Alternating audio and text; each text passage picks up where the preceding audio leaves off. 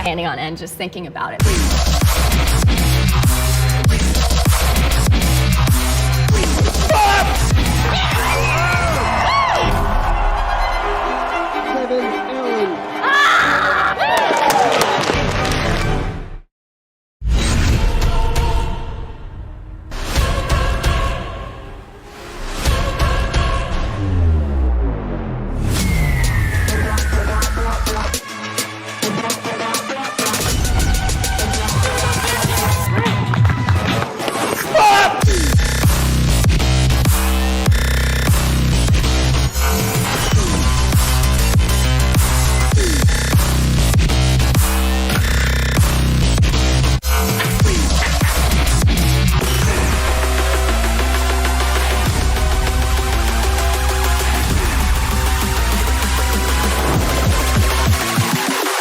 My hair is standing on end, just thinking about it.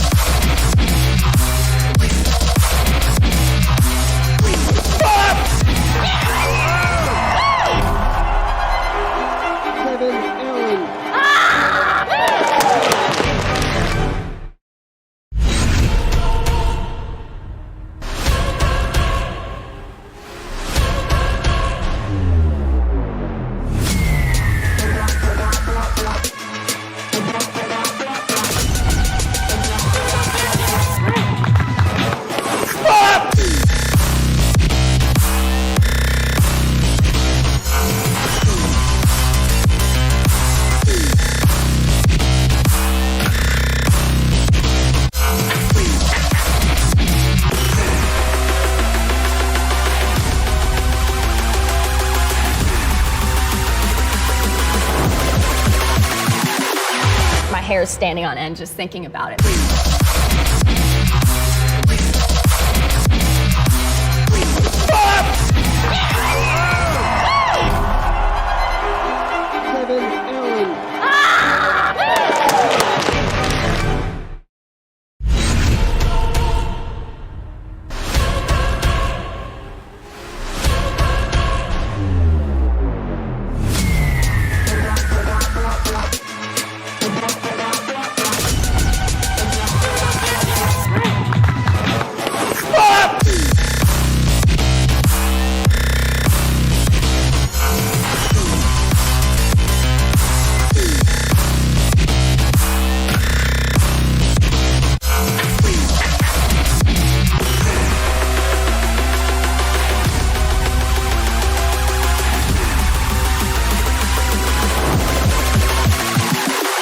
My hair is standing on end, just thinking about it.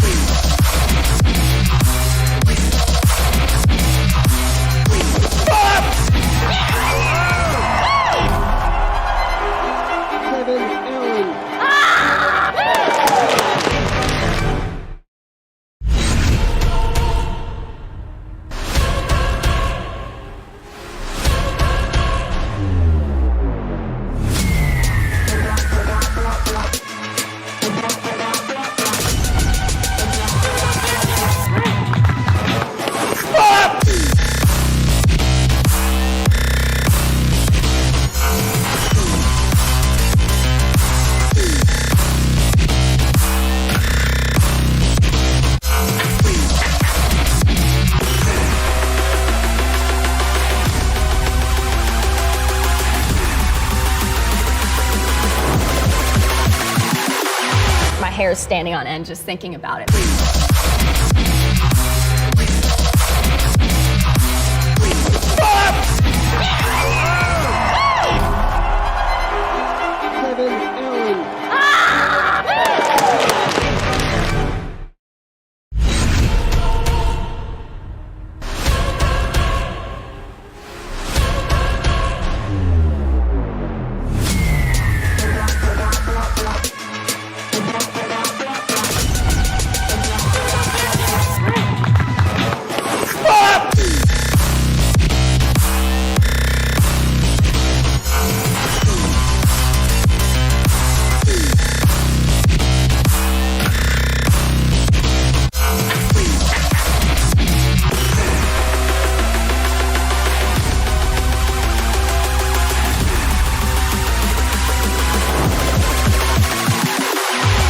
hair is standing on end just thinking about it.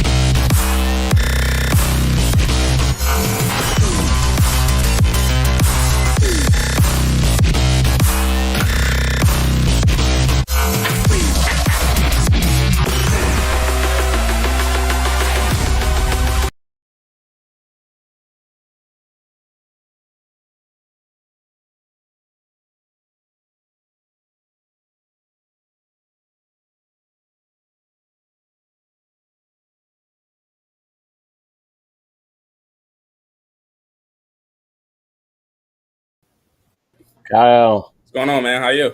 good. How you doing, man? Good. I'm just monitoring all texts and DMs because we have we we have a lot of chats going on, but it gets a Yeah, little crazy sometimes. I know, right? You know how that goes. Yeah, I know. It's like we had 3 people commit, and then we're like, I'm not sure, and then Fred's like, yeah, I think I can do it. And I'm like, all right, let's go. Yeah, right. So, we'll see. We'll just keep monitoring.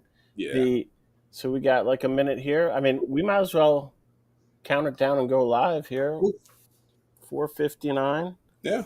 I mean, it's official. We're already streaming. Good. All right, I'm gonna give you the honors. Just tell everyone we're going live and what's happening, what we're gonna do today. Cool. It is Kyle Garland, decathlete. This is my 3rd show now, which I'm super excited about. And we are officially live on the world's greatest live stream show. Super excited to be back once again. And it's going to be a great day of conversation with the Olympics concluding today, or track and field concluding today, and a great closing ceremony that'll happen tomorrow. So it's a lot of great stuff to talk about. Kyle, I feel like we haven't even scratched the surface. Oh my gosh! Right? Every time we do the show, we barely get going. We barely get through. We get through maybe an event, maybe 2, and that's about it. So this could be the day that we actually get through some things. I know we might have some time, man. I know. You're a guy who has a lot of knowledge. Yeah, right? Yes. So, I'm excited. I'm excited to speak some of my knowledge. I'm really excited too. So again, I'm Bob Siosik, founder of World's Greatest. We're here. We haven't done a lot of setup for who we are and what we do, but we're here to support athletes from a kind of content point of view. And our big goal is to help you guys, become household names before you are actually in the Olympics, and then be there when the Olympics ends. Because you know what, you guys still compete. Yeah. Like, tell everybody, like, there's still events happening. Usually through October 15th or so. Yeah. I mean, it's absolutely incredible. I mean, in the way this sport is, we get through the Olympics and everybody sees that as the pinnacle, but there's still so many opportunities. You have a full Diamond League season that concludes and some other meets just to give people opportunities to show their talents and get the experience, get that next level, So track and field, whereas everybody used to think of it as, just a spring sport, it is becoming a year-round thing, from training to indoor to a long outdoor season. I mean, you look at how next season is about to go. World Championships is the end of September, which is going to be one of the latest championships to date. So, it's about longevity, and I think that's what makes us such great athletes. We can sustain throughout such long periods of time and always end up putting on a show. So it makes it fun. Yeah, and you being a decathlete, which is 10 events, right?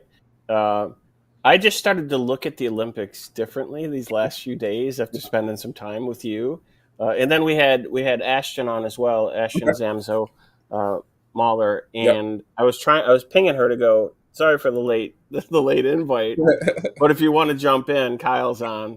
That was I wanted you guys together to kind of really dig deep into all the events. Yeah, that would have been fun. I mean, I had a couple things going on, but it's definitely cool to to get, heptathletes and decathletes together and just kind of pick their brains and really break down everything, because the decathlon is so unique. Decathlon and heptathlon are two of the most unique events in track and field. And I think it's very hard to really understand what these athletes and we have to endure unless you really get somebody that does it to talk about it. So, well, the other thing, Kyle, I was thinking of the other day when you just kind of casually mentioned, I knew you were a big guy. Yeah. I didn't realize you were like 6'5". Yeah.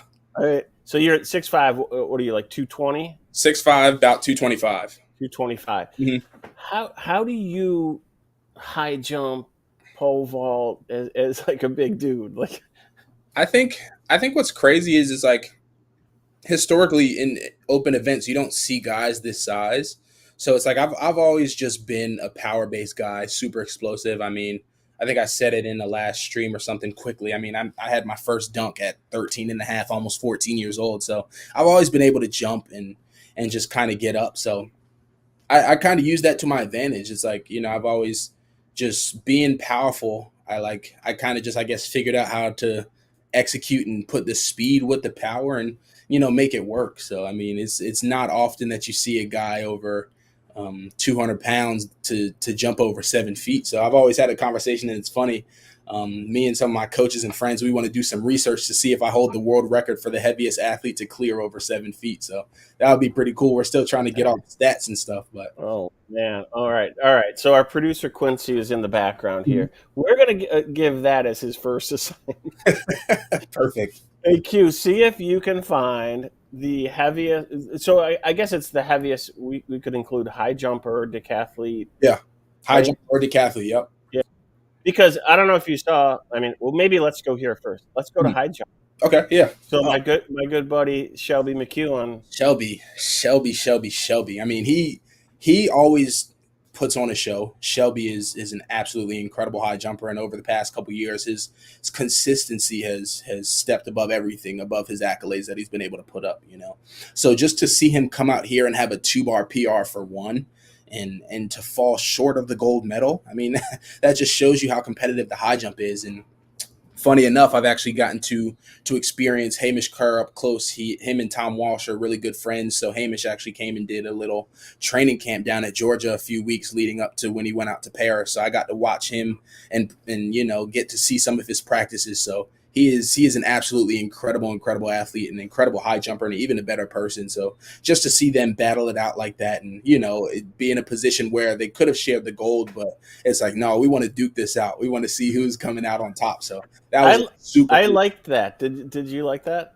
I mean, me too. I always think in events like that, pole vault, high jump, whatever it is, it's like, if it comes down to it, do a jump off. That's what the Olympics is all about, getting on the podium, being first, second, or third. And that's part of the competition. Some people get to be the one standing at the top and other people have to fall just short. So that they decided to do that jump off, I think that's really about the Olympic spirit, and that's what it's all about. Yeah, and for those guys, I mean, they had to be exhausted, right? I mean, you look at a guy like Shelby and even Hamish Kerr, in competitions, they take 6 to 7 jumps at most, because of how consistent they are, how clean they are through their jumps and such. And they come in so high, they're at 231, and that's their 4th jump of the competition. So going into the jump off and having some third attempt makes, I think they took both of them over 10 or 11 jumps. So their legs were more shot than they've ever been. And they still have to go out there and produce and do what they got to do. So it's at that point, it's about heart. It's some about their technique, but it's ultimately about heart. Yeah, I mean, that was incredible. I mean, Shelby, I'm so happy for Shelby. I mean, that's his first Olympic medal and Olympic silver. Amazing. Did you happen to see our show yesterday with Sam Kendricks? I saw some of it. Yeah. Yeah, it was. I went back and rewatched it last night. There's a lot. There's a lot in there.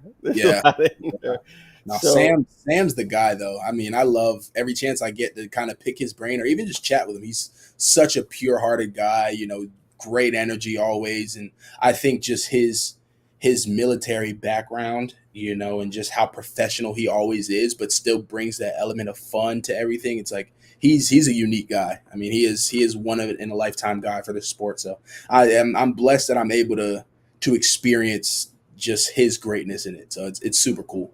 Well, that's cool too. How you get to pick the brains of other athletes as well, right? And maybe being a multi, then going if you're going to like the specialist in each event, Yeah. they may be a little more forthcoming, right? No doubt, no doubt. I mean, you're definitely more forthcoming for sure, and it makes conversations a lot easier because you, in a sense, do what they do, and ultimately, it just sets up, relationships and connections down the line. I mean, I was talking with Sam out at Olympic Trials, and he's like, "Dude, if you ever want to come out to my place for a pole vault camp," he's like, "just hit me up." He's like, I'd be glad to have you, and we do competitions there all the time and meet simulations. He's like, if ever you want to come down, he's like, please do. He's like, I'd love to have you. So experiences like that are cool, super cool. He's built a new facility. I know. So he's like, that was part of yesterday's conversation. I mean, we definitely want to go down there and shoot. And so I think we'll probably, see how Sam's kind of pulling it all together to maybe, bring a whole group of people, and then we can kind of batch it up a bit, That would be great. That would be so cool. Hey, Quincy, we're going to talk a little heptathlon. So Quincy, if you could play the heptathlon promo, that would be great with Talia Brooks. So we control. Is this an episode about a runner, a jumper, a thrower? Is this a trick question? It's about an athlete that performs all of these events. My name's Talia Brooks. I compete in the heptathlon. That's 7 events over 2 days. We do 100 hurdles, high jump, shot put, 200, long jump, javelin, and the 800. This is the science of heptathlon with Talia Brooks.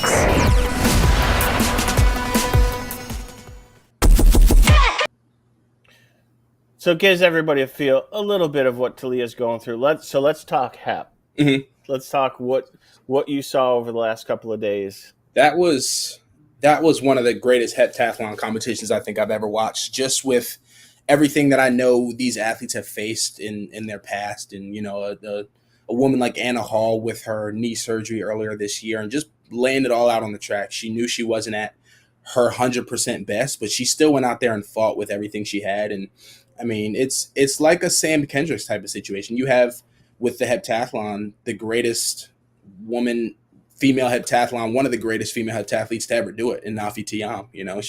She has won the past 3 Olympic gold medals, and no other athlete in heptathlon or decathlon has won 3 Olympic golds. So she puts herself in a conversation that nobody has even touched. I mean, Jackie Joyner-Kersee, no disrespect to her, is the current world record holder, but she also hasn't done it. I mean, the longevity of what she's been able to do is absolutely incredible, So watching these girls battle out over the last 2 days was it was crazy, man. It was absolutely crazy. I was on the edge of my seat. It had me up at 4 or 5 in the morning to watch their stuff. I mean, I almost didn't even, I had to. I was up for the deck as well, but I was more excited to see the hep than I was the deck at this point. Yeah.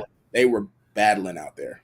It was wild because they came into day 2. So explain to everyone how it works, so we get a good sense of what happens in the heptathlon. For sure. So how on the international stages, how they do it, they kind of split the days up. They have a morning session and an evening session. So you do a set number of events. For the women, it's 3 events, I believe. In the morning session, they go through the 100 hurdles, and they do the high jump afterwards, come back, throw the shot put, and then they have a 2-hour, 2.5 hour, maybe even 3-hour break to kind of let their bodies relax, calm down. They go underneath the track area or in their warm-up area, which is the heptathlon rest room where they can lay down. They have some air mattresses and such in there, some blankets and stuff. So you can kind of just rest your mind, rest your body, and recoup for the afternoon session. And then after that, so every many hour break, you got to get back up, warm your body back up, and come back for the last event on day 1, which is the 200 for them. So just that in itself takes a lot of mental toughness, just because it's like you can be in a position where somebody's having their best day in the first 3 events, and just to shut all that momentum and that energy down and try to find a way to figure out how to get that energy back after you've taken a 2-3 hour break, napped, whatever it is, 8. It's tough, but also twofold when you're somebody that hasn't had or performed to your very best, have that little break, and you can come back. You can completely shift the energy and the momentum of the competition onto you. It's like you kind of gotta just be able to have a very stoic energy. It's like you can't ever really get too excited or too underwhelmed about something in the competition. You just got to be ready to keep moving on. So Do you have access to your coaches? Yeah, the coaches have access. They have a pass to get down into the rest Okay. area as well. So your whole team camp, your trainers and everything, they have tables set up back there, your team trainers and everything. So everybody that is out on the track for you, they can come down and access you in the rest area as well. So then let's say now day one is over, Mhm. right? Yep. And it's back-to-back days. Yeah, right? back to back. Which is interesting, right? There's no break in between. I mean, you see a lot of these events where it's the semis and then the finals might be Like 2 days later or something. maybe like that. So you've just gotten in 3-4 events. Now you got to do another 3-4 events. What happens in that day, that evening after these athletes are done? What's crazy is people don't really understand, especially at these international meets, like these athletes get very little sleep because after you go through your events, you have to go through the media and you have to go through all the interviews and such, and don't let you be somebody that's in the lead after day one. You'll have interview after interview after interview, and then on top of that, you have to get treatment. You have to cool down. You got to get back to your hotel or in the just the athletic village, which might take another 15-20 minutes. So after a full day of competition, you might not get back to your room until 10:30, 11, maybe even a little later that night. And it's like, okay, I got to turn right back around in less than 12 hours to get back up and do it all over again. And, the anticipation, it's like you're in a good spot. You're going into day two. How are you supposed to sleep? You got to put together 3 more of your best events. It's super unique. So, I mean, I think that's just what, again, and I'm going to continue to say it. So the decathletes and heptathletes are some of the greatest athletes out there on the track. I mean, the woman and the man that win the Olympic title are considered the greatest athletes in the world, until the next Olympics comes around. So what we have to endure, what we have to do is absolutely crazy, but that's what makes it so unique and so fun to watch, and a guy like me coming on here and talking about that to give people these experiences, those are things that people don't see. It's all fun and games when we're out there, but you don't see everything else that's had to be won behind the scenes, which is even crazier. Well, in the next few days, we're going to have a lot of athletes who are competing, obviously super focused. And the other factor, by the way, in all of this, I think people don't understand, if you're staying at the Olympic Village, you're staying the way the rooms were configured. Like Talia Brooks was in the same bedroom area, like it was like an apartment. They were sharing the same bedroom. Yeah, Talia Brooks and Shamir Little. Yeah. So now you have, and they're good friends, they're training partners, but they, Shamir might be all hyped up from a medal that she just won, right? Which is like, gotta try to relax her mind and go to sleep. Or it's even crazier. You look at people like the decathletes and stuff.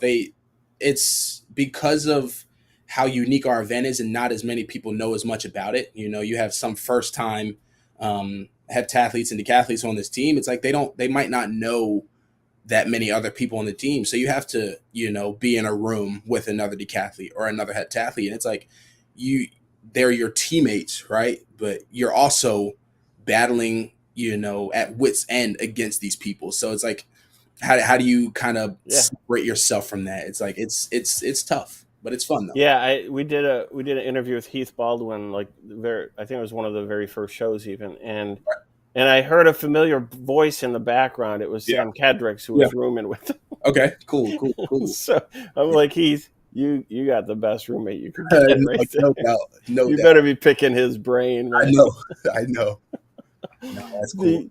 So you come in. Let's keep going on this for a minute. You come into day 2. So you might not get to sleep until, like you're saying, 1 in the morning. Yeah, and your mind's still going. Yeah, your brain's still going. You have to try to find a way to kind of decompress and literally put everything to the side, or put everything that has happened on day 1 in the past. Like, you literally have to forget about it. No matter how good or how bad you might have done, you just got to put that in the past, because it's like you have another day to go out and execute for. So after you kind of get that sleep, the next morning starts. It's like, okay, I gotta take myself to a place that I probably haven't ever been before, because this is the Olympics. It's like the mindset is completely different. And your body is so much more sore than it was at the start of day one. It's like you have a whole 4 events on your body, no rest in between, and you have little just actual sleep as well. So you got to take yourself to a different place. You kind of got to block everything out and just know that it's bigger than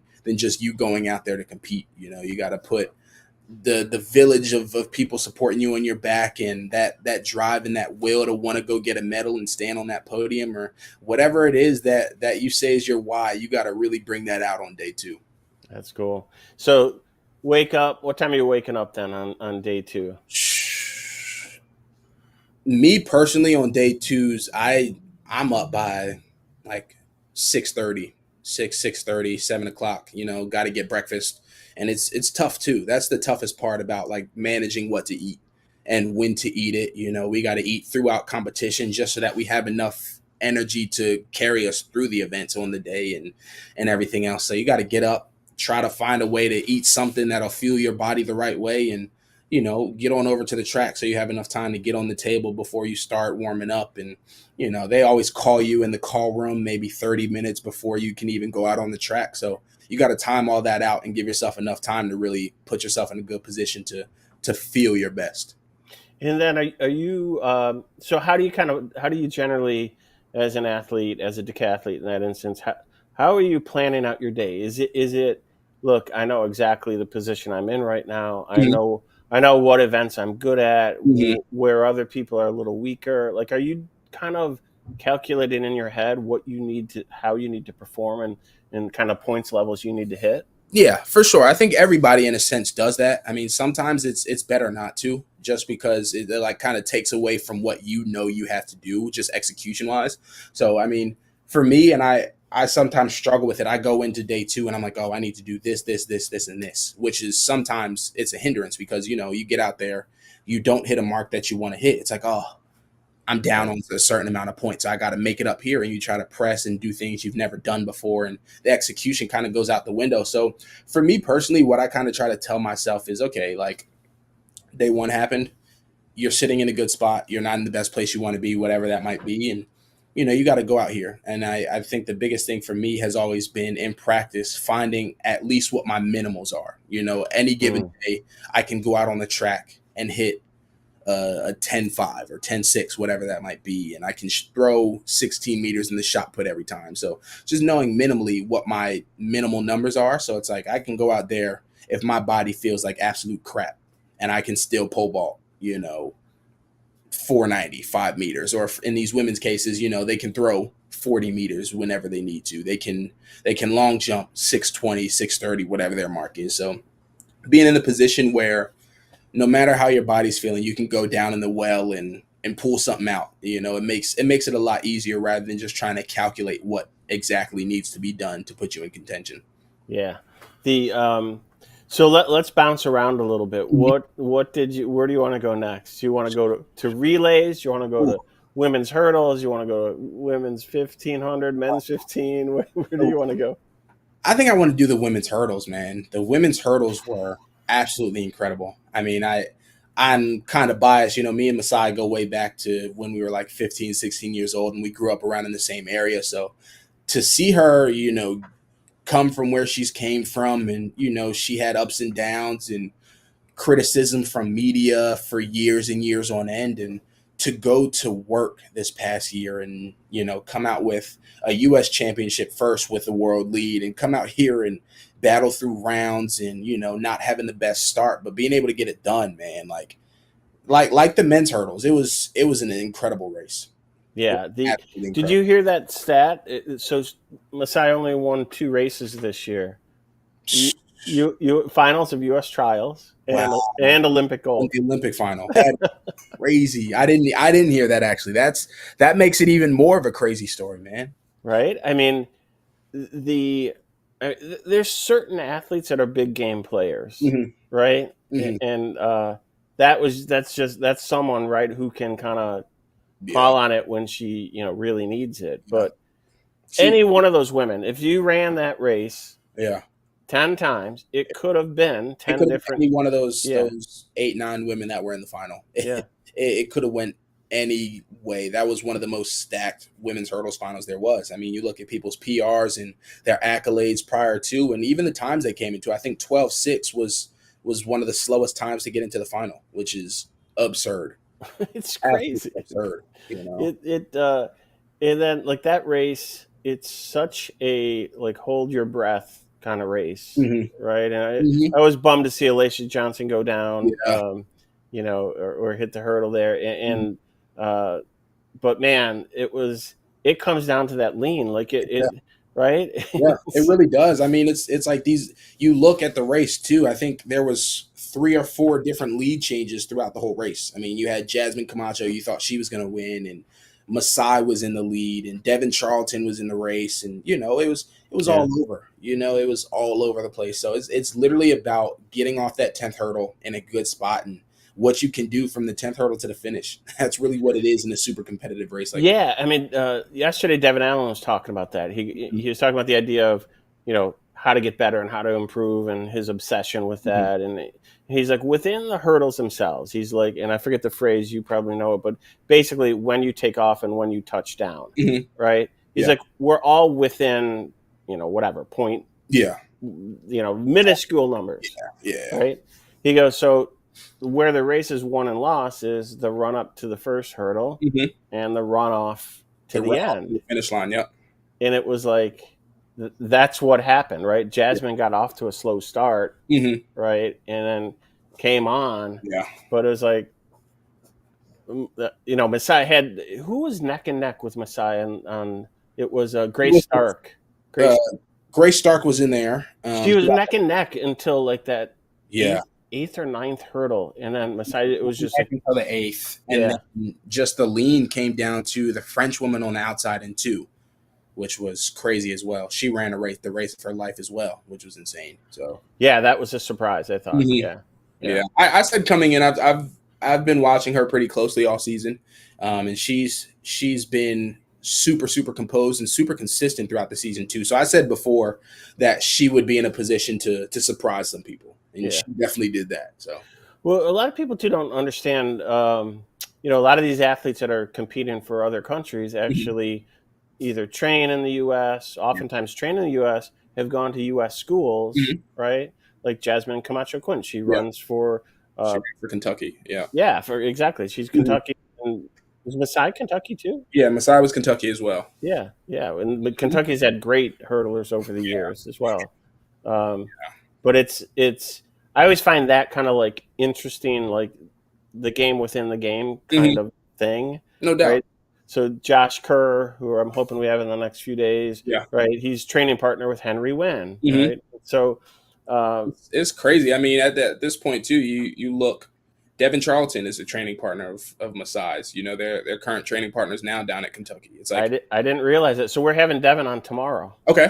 Yeah. Okay. Nice. Yeah. So it's like people understand. It's like the U.S. is one of the most competitive country. You know, it's you see what we did across the track and field events, but people understand that. You know, and a lot of people now are coming to the U.S. to get that work. You know, we have some of the best athletes here, and you want to create, you know, the best environment and the best opportunity to benefit yourself. And what better way to do that than to train against some of the best in the world, you know, and it's a blessing that the U.S. has that. So.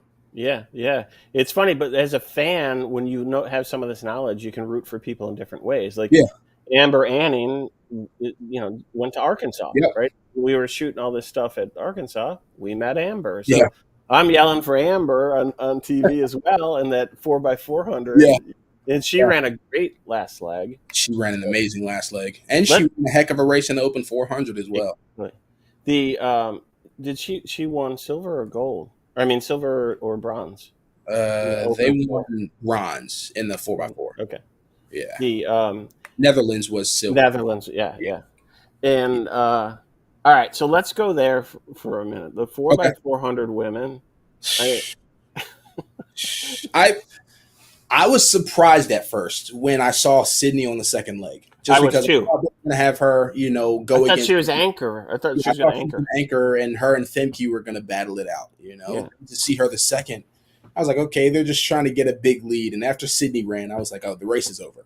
Well, they had that tighter shot around the first turn, so you couldn't see the front Yeah. group. Yeah. So by the time they cut back to the wide shot, Sydney was already like 40 meters ahead. I was like, the race is won. The race is won. And then on top of that, to have her a 47-7 split, that is blazing. That is fast. And so leg 2 was Gabby Thomas, right? The third leg was Gabby. No, third was Gabby. Yeah. Right? First leg was Shamir, right? Yeah, Shamir was first. Shamir did a great job. Yeah, Shamir did an amazing job to drop I think it was 49.5 was her split on the opening leg. That's crazy. All the girls produced, man. Yeah. They produced. Yeah. So the handoff to Gabby, I was a little bit surprised they had Gabby in the 4. And I know Gabby's run some 400s, but usually the 200 and if you're a 200 athlete and you're running 400 or even like Fred was running 400s, but he was doing that as his event, but then switched over.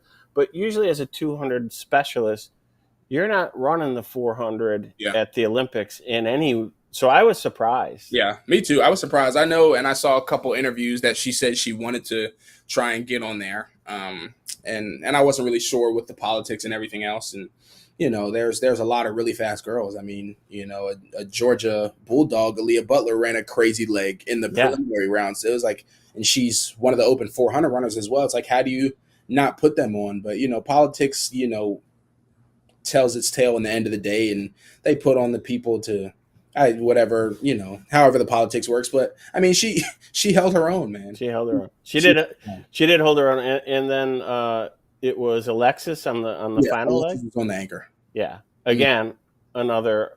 She's training at Arkansas with Boogie and Captain and the guy.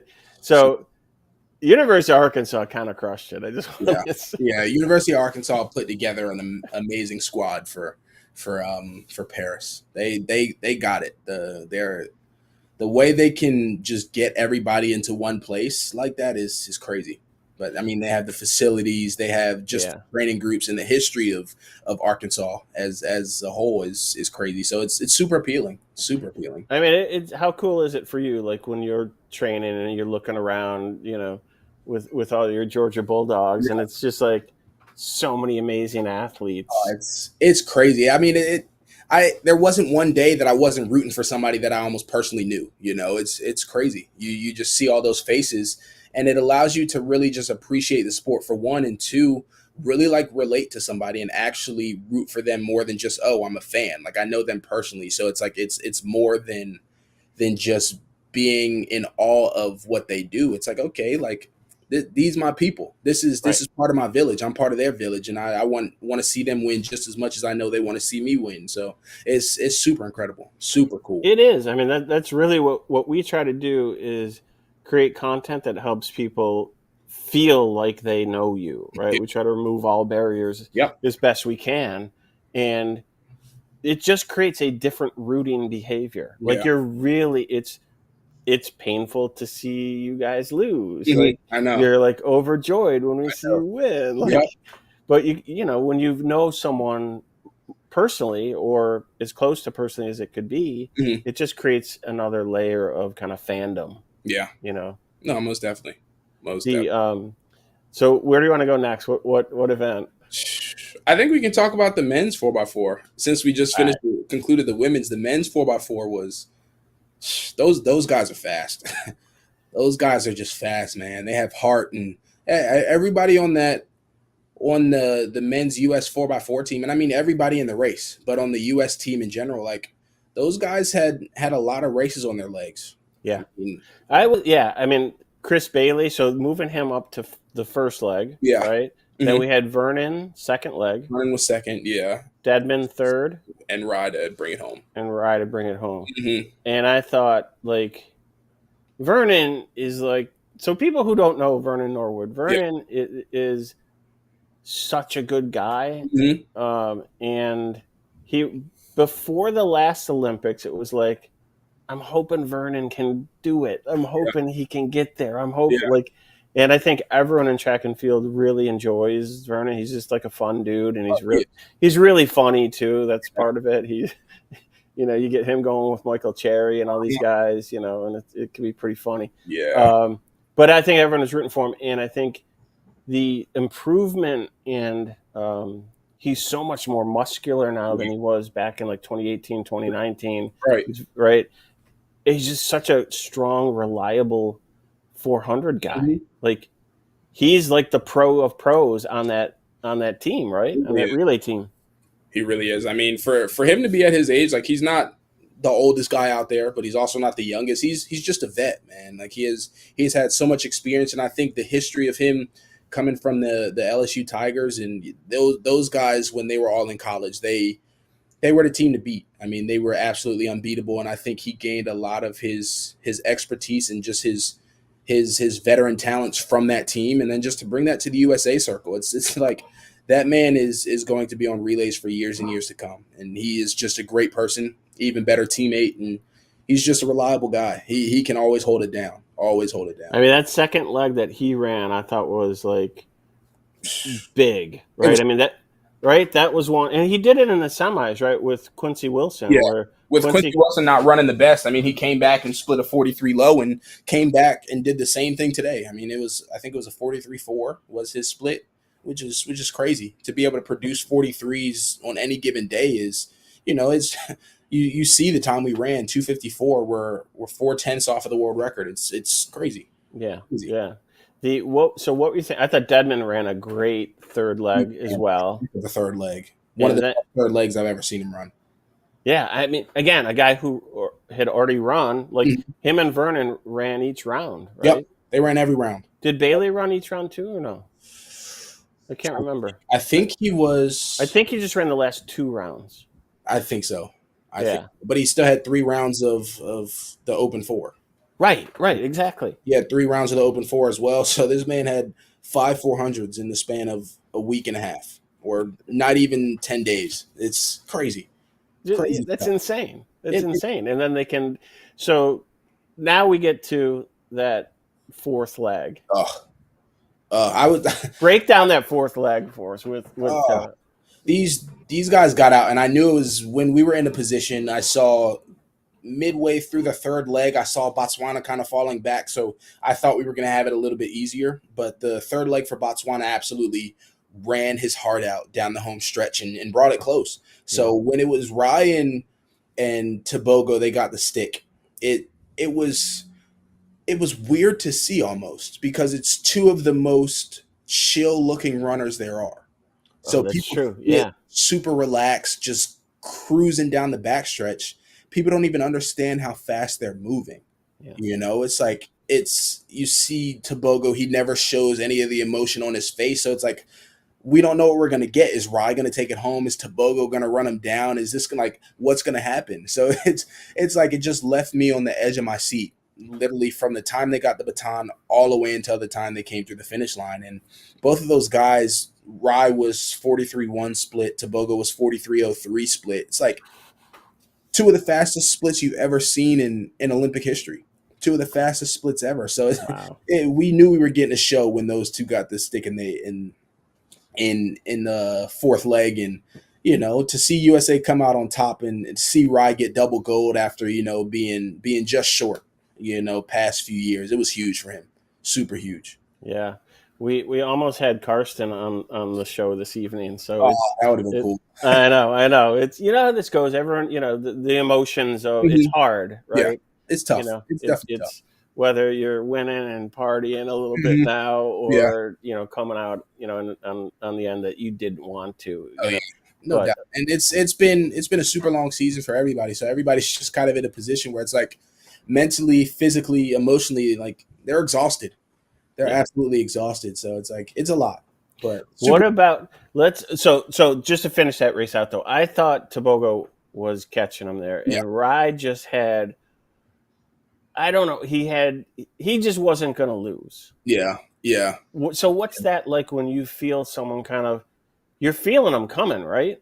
Mm-hmm. And there is the monitor up there as well that you can see, right? You take you can see the monitor, but in the end of the day, it's like, at that point, it's a lot easier for some of the distance races just because you can gauge it for a longer period of time. But moving that fast, I don't think people really are looking up at the monitor too much. I mean, I know for a fact Rye felt him coming. I've been in that position running relays and such in the past. And, like for a split second, you have to think about the moment, like these guys process the moment in their head in a split second. And it's like, you can either give up or you can be celebrated for the next month and a half, 2 months, because you've done something absolutely great. So, these guys, and Rye for sure, he has heart. We don't have to question that at all. Rye has one of the biggest hearts in this sport, when it comes to just that energy, that grit, that determination. So it was like he just went to the well and found something, man. That was crazy. And I always say it about 400 runners. I don't know where they can find that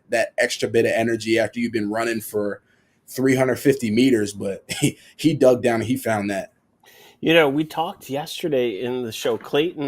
Yesterday's show was such an interesting show because Sam was kind of bringing us into new places. Yeah. And so it was Devin Allen and then Clayton Murphy. And Clayton, we were talking about how Cole Hawker, right? How he had this other level and where did it come from? And Sam was asking Clayton, how did he do it? Yeah.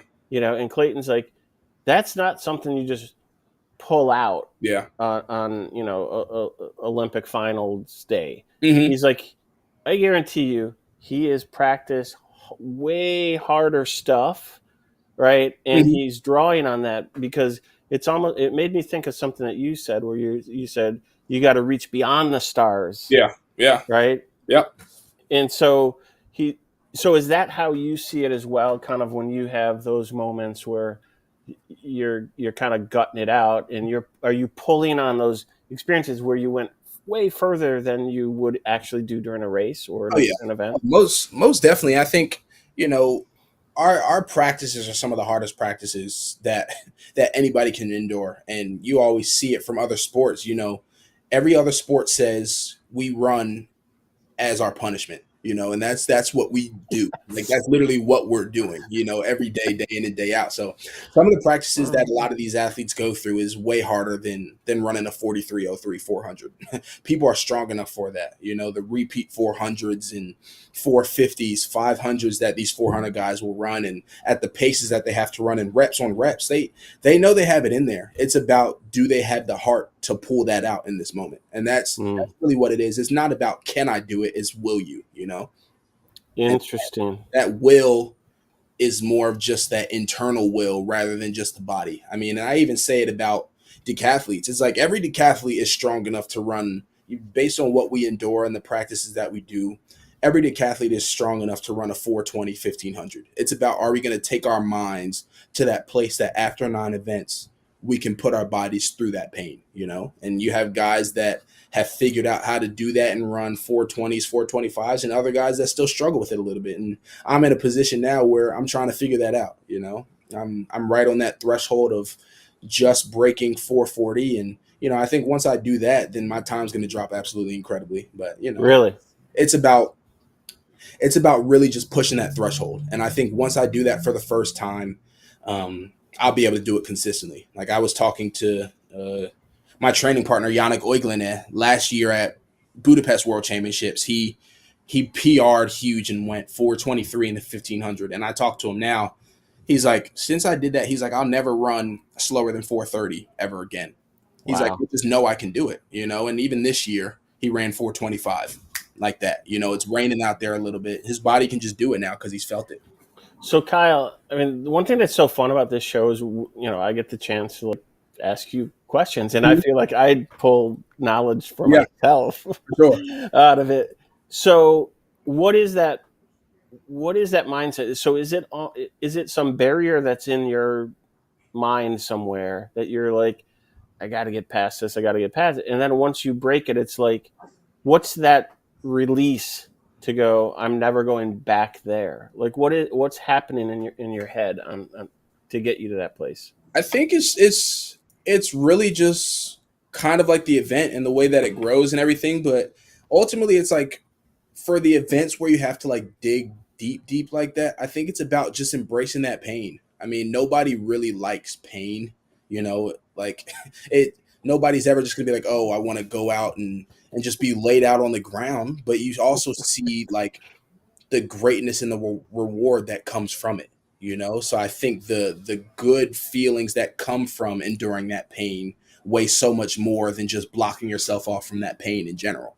And once you feel that, it's like, okay, cool. If I can, as a decathlete, if I can run 425, the amount of points that I'll be able to just jump up on people, you can put yourself in medal contention if you're a great all-around athlete, but also have a great 1500 time. It's you almost don't miss a podium. Yeah.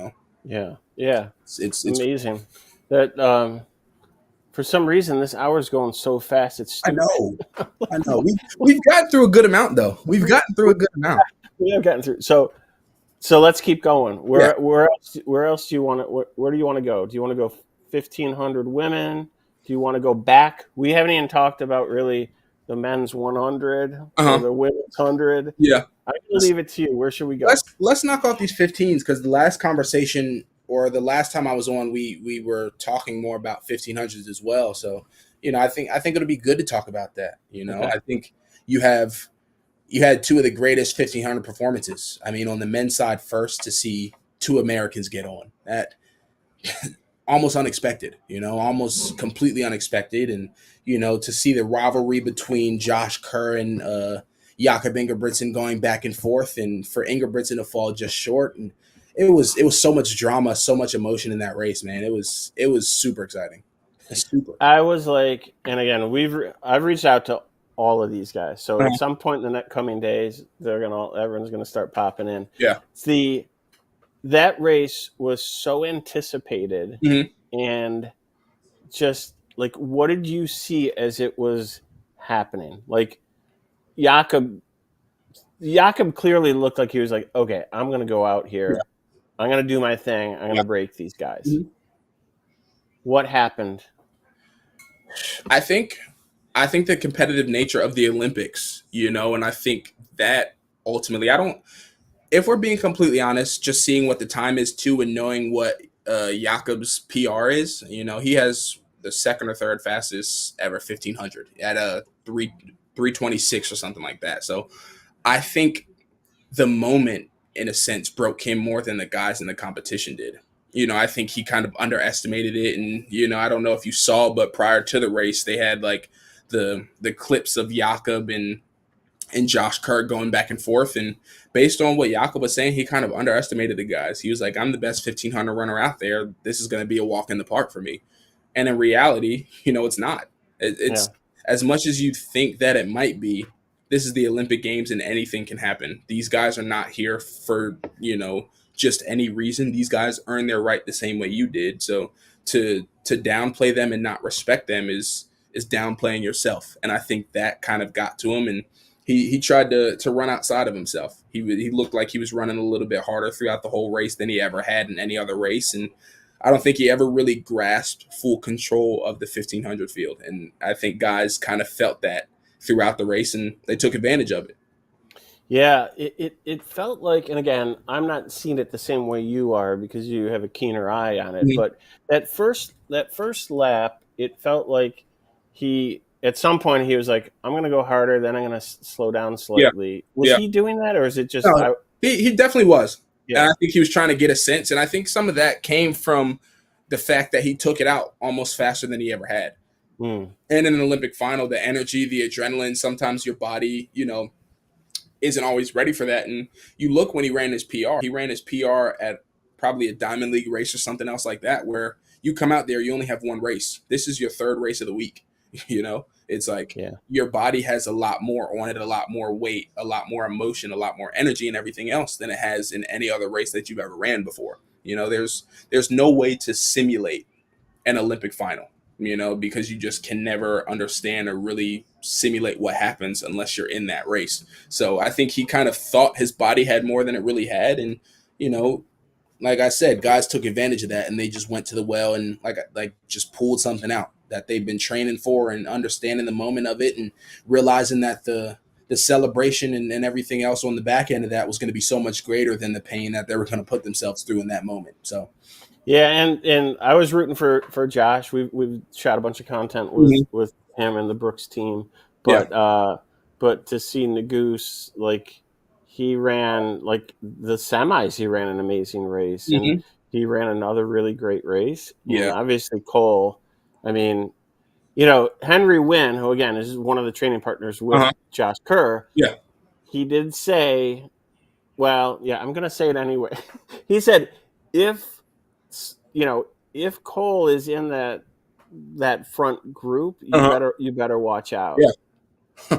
I mean, he's like a sprinter, 1,500-meter He is. runner. He is. Cole has one of the best kicks. Has a huge heart too when it comes to this sport and the grit and determination. You know, he's always in it. You can never count a guy like that out. I mean, realistically, you can never count anybody that makes an Olympic final out of, you know, medal contention or whatever else. You know. Yeah, I keep saying this, Kyle, and finally, my good buddy John Anderson, who actually did a really good job, like an amazing job. Oh, he did such a good job. I tried to get him on yesterday. He's texting me during the show. He's like, how long are you guys on? He's like, I just left. And I'm like, oh, we're just on for another 20 minutes. He's like, I'm just going to bed. So he's like, no, I'll catch up next week. Guy. John he's so good, isn't he? Oh, he's the best. And over the past couple of years, I've gotten to build a better relationship with him, just, you know, being at the Bowerman and just winning meets and such. So me and John will text back and forth here and there and, you know, kind of kick it and everything. So great dude. Great dude who is, I think, the most knowledgeable guy in track and field and announcer. So, and he could do it all. Like you saw him doing high jump and all the other events, you know. But, all right, shift it over to 1,500-meter women, that final. 1,500 women final was another great one, you know. I mean, Faith Kipyegon is in a league of her own. I mean, I said about the men, it's like you can't really underestimate anybody else in a final. I think I can almost eat my words with that. It was like nobody was beating her. Nobody could beat her. You know, she's different. She literally is the world's greatest of all time in the 1,500. She is. No one, man or woman, has won 3 1,500 at the Olympics, 3 gold medals. Yeah, it's crazy. She is in a class of her own. You know, the way she can find that, and I mean, she has a Cole Hawker kick. She does. You know, like her foot speed is incredible, and I think that's what people don't really understand about 1,500-meter runners. If they really wanted to, these athletes could drop down and run a solid 4. They could drop down and run a really fast and competitive 800, or with their endurance and the amount of mileage they put on, they can bump up. And you've seen Faith in the 5K, the 10K, like she can do it all. They can all do it all. They're so versatile athletes, you know. So it's incredible to see them when they get into their niche. And for Faith, it being the 1,500, she puts herself in a conversation of her own. Yeah, it's crazy. Devin Allen said this one time when we were on the earlier show with Henry Wynn, and I'm like, put it in context how good you guys are, you know. And so Devin's putting in context for Henry. Devin's like, I live here and I'm out here in Phoenix. He has a place out there, and he's like, I guarantee you, there's not one person, unless they're a 1,500 potential specialist who's ranked ahead of Henry. If you are living in Phoenix, there's no one in this area that can beat Henry Wynn in like 100-meter race. Yeah. Or like, he's like, these guys are so good at what they do that, like you're saying, the speed translates. Like for the average person, the average person can't compete with somebody outside of a regular sprint event in this sport. Like, I mean, if you look across, I mean, you see other athletes, a guy like David Rudisha. David Rudisha could run, I think his PR was a 45.5 in a 400. At the time, that's competitive. That makes an Olympic final a couple years ago in 2012, 2008, stuff like that. It's crazy. These guys can drop down, run. I think Matthew Centrowitz, he had a workout. He can run sub 21 in the 200. It's absurd, you know, and you see an average person isn't running 28 to 30 seconds in a 200, let alone faster than that. So for somebody that's not a 200-meter runner to come in and run competitive times, it just shows you the level that they're at and how that speed does translate. Yeah. Let's do we're down to our last 9 minutes. Wow. But let's do a speed round. Okay. I want to do your 10 events. Okay. And take us through your highlight for each event, and it could be a decathlete, heptathlete, or in the open events. Okay. So let's do it in Olympic order. Cool. But you're going to have to do it because I don't remember Olympic order. Okay. So, all right, what's event 1? The 100-meter dash. All right, what's your highlight from the Olympics? From the whole Olympics? Yeah. Okay, perfect. 100-meter dash. Highlight would probably have to be Julian Alfred. All right. Okay. Next, we got the long jump. Seeing us get 2 women on the podium, Jazz and Tara, and in the amazing fashion that they did it in. Very cool. Yeah. Shot put, the German woman winning the shot. That competition between her and the New Zealand woman was absolutely incredible. They went back and forth, and I think between those two, it was 3 different lead changes. So that was crazy. I almost turned off the meet in that moment and watched just the shot put stream. It was so exciting. But you're not going to say Ryan Krauser's 3rd Olympic gold. Oh, Ryan. I mean, Ryan was texting me earlier in the show here saying, yeah, he's like, I'll come on in a few weeks. He's like, I am completely shot. So. That's funny. I bet he is. Ryan is in a league of his own, and I think he knows that, let alone we know that for sure. But for the excitement factor, I think I have to give it to the women. All right, let's keep going. Next is the high jump, the battle that we talked about a little earlier between Hamish Kerr and Shelby McEwen, and to see Shelby McEwen come out with a medal as well. It was super exciting. Yeah. The 400, I can't just choose one race. It goes to the men and the women. You know, both races are world class and some of the best 400 races of all time in Olympic history. So seeing that is absolutely incredible. 48.17 and a 43.40 is unreal. Next, we have the 110 hurdles. I have 2 great friends, Grant Holloway and Messiah Russell, you know, both winning. And to see in all the hurdle races, USA takes gold in all 4 of them. Both 110, 100 and 110s, and both 400 hurdle races. I didn't think of it that way. That's cool. It's incredible. So, you know, I got to give it up to my boy Grant. I've known him. We actually, fun fact, competed against each other in a pentathlon back in 2016. Really? We were at New Balance Nationals in high school. So we went 1 and 2 at New Balance Indoor Nationals in 2016. So who took 1? Grant did. Grant was in a league of his own. He was his senior. I was a sophomore. He was long jumping 25 feet, hurdling 7.7s. He would high jumping 6'10". he was different back in the day. So yeah. We have discus. I think I got to give it to Roger Stona. You know, seeing that and for it to be 70 meters on the dot, like how hard that is crazy. To be right on 70 meters, and for him to get the Olympic record in that fashion is absolutely crazy too. Pole vault, I even have to say I got to give it to Mondo. Mondo is the goat of all goats in track and field in general. It's just incredible. It's an amazing show. I mean, it's a once in a lifetime athlete. He's a once in a lifetime athlete that we're blessed to be able to experience. The javelin. If you look at the Pakistani athlete that won on the men's side and his story, you know, he didn't have enough money to buy his own javelin. You know, I was reading something on Instagram. He didn't have enough money. So I think he was using javelins that were supplied here at the meet. But he didn't, like, his country and everything, they had to put together like all of like the whole country pretty much to like raise money for him to travel out to the meet. And if they didn't do that, he wouldn't have been able to pay and get there on his own. Wow. To come out incredible on his second throw of 92 meters is one of the best throws in Olympic history on top. So to see an athlete like that come out and be victorious after everything is crazy. Super, super crazy. And then lastly is the 1500, and we covered both of them, and you can't just choose one with the class of athletes that you have in both men's and women's 1500. Faith Kipyegon, like I said, is in a league of her own, and Cole Hawker, you know, bringing it home for USA, and we getting 2 medals out of that. So to see the anticipation of both of those races and for them to fulfill, it capped it off. Absolutely capped it off. You popped out of there for a second. Oh, Kyle, yeah. I don't know if you can send it though, but just saying it capped off everything. So I mean, I keep saying this, and I'm going to keep on saying it. This is the greatest era specifically in track and field, the greatest era of the deepest fields in the history of track and field. No doubt about it. There's just no doubt. No doubt.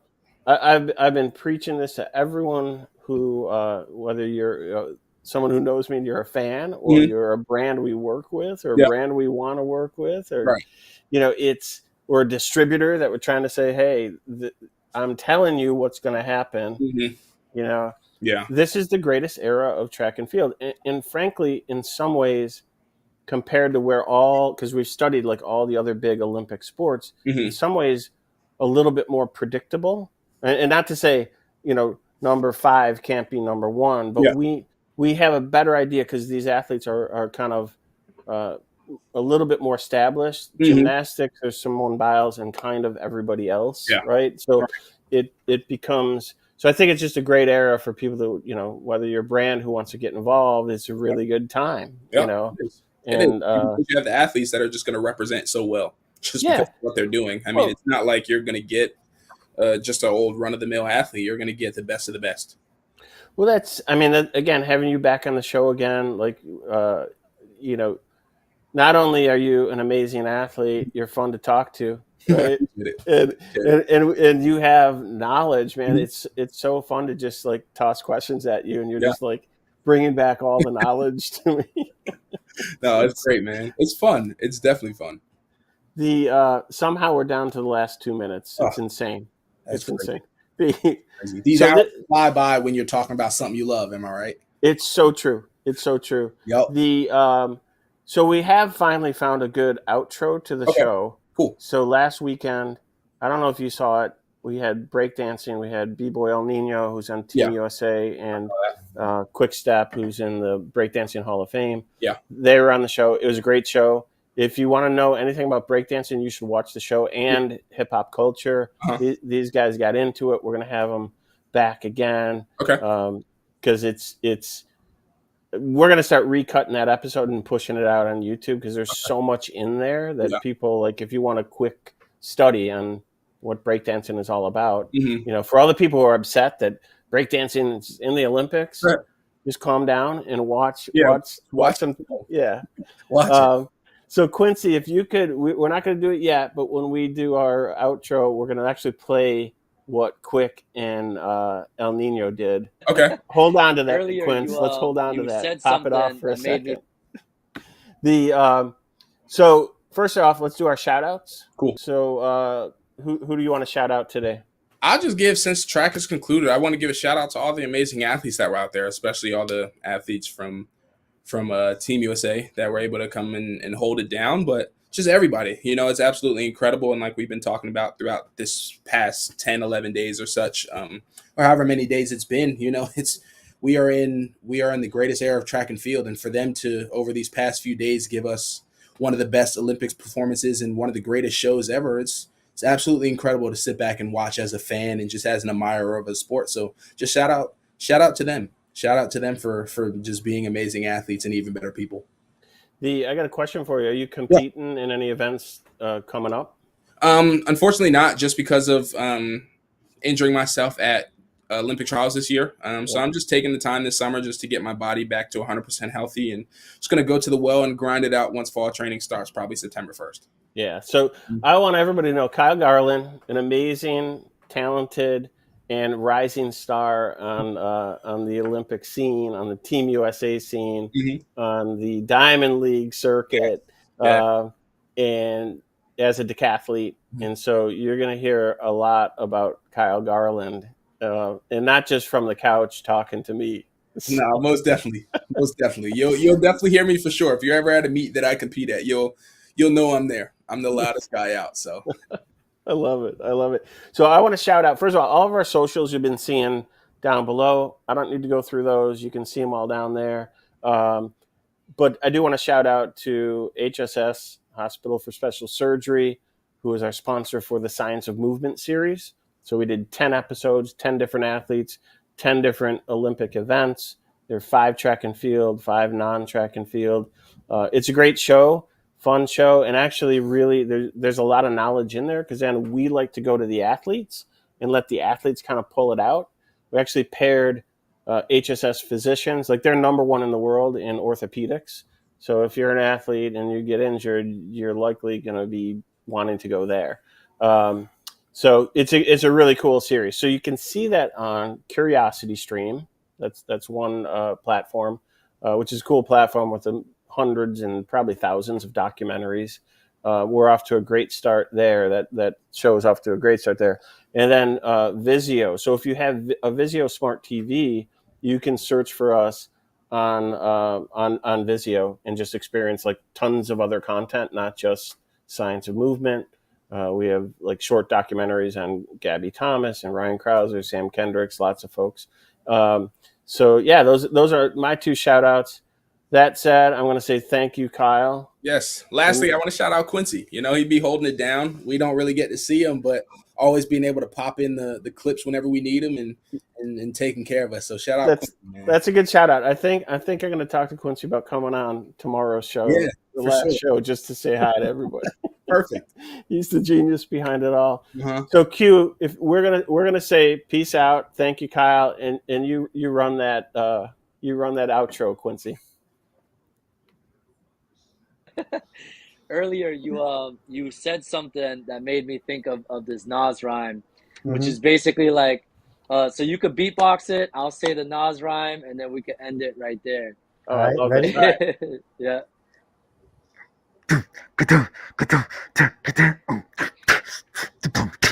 Yeah. No ideas, original, nothing new under the sun. It's never what you do, but how it's done. That's it right there. We're out. See you, Kyle. See ya. Earlier, Thank you.